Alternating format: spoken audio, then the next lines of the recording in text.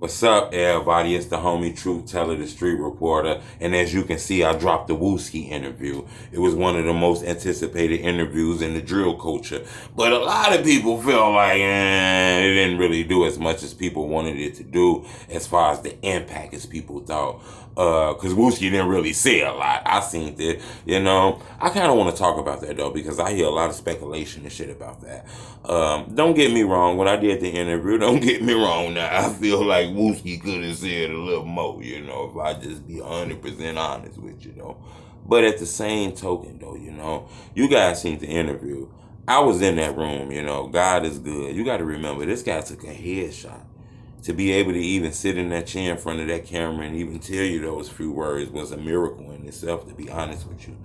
I'm not sure if people realize Wooski didn't get skint with no bullet. This guy got shot in the head, This guy survived that. He done been through a lot of shit in his childhood, shit in his teenage years, growing up, then getting shot in the head, to be able to sit in front of that camera and even process some of the questions that I was asking him, the fact that he was able to even grab some of that, I thought that was amazing in its own self. I think you guys got this wrong. Wooski don't really want to talk.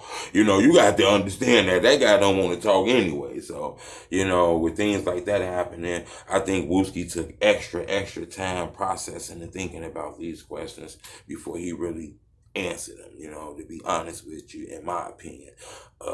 People don't realize that, this guy went through a lot of shit. I don't think people understand that this was a real interview. I think everybody needs to go back. Look, if you watch the interview, you need to go back and watch it again. Watch the whole interview again, clip by clip if you can, you know what I'm talking about? But go watch the whole interview again, and you'll clearly might get a different perspective.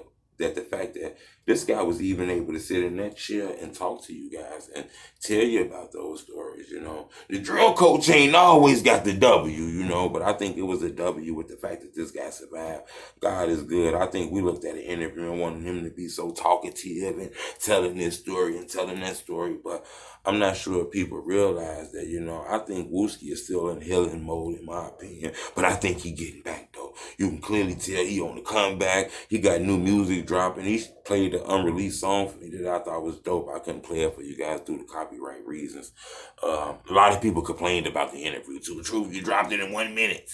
I never wanted to ever do anything like that, and I never do anything like that either. I got to be very careful when I book these guests and shit like that, especially the ones who might not want to talk, due to business reasons. We had to do that interview like that, unfortunately, had to drop it in those clips like that.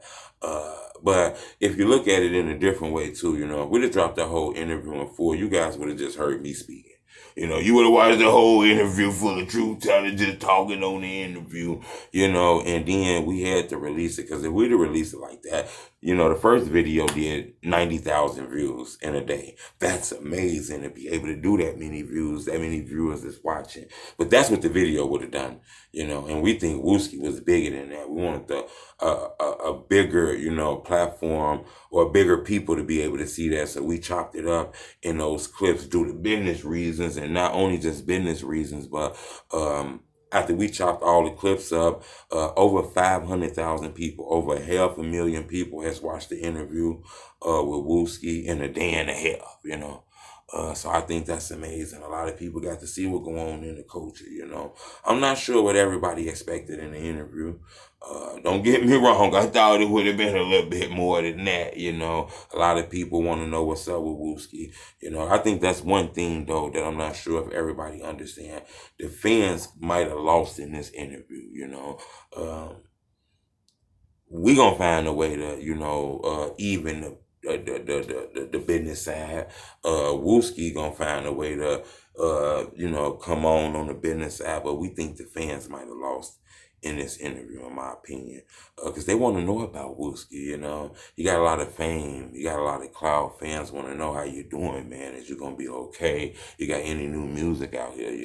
When you make money from the fans, you kind of gotta reward them with being honest, And I'm not sure if everybody know that, though, but like I say, I want to shout out Wooski, everybody on his team, to give me an opportunity to speak with that dude. I think he dope. I think he a Chirac legend in this shit, and I think in about a year, Wooski gonna take off. You feel me? In my opinion, he played some music for me with a CMB Marco on there that I thought was dope. But you get a chance, check out those interviews. Subscribe to my YouTube channel. I appreciate the love. It's the homie Truth Teller, the Street Reporter. Bleh, bleh.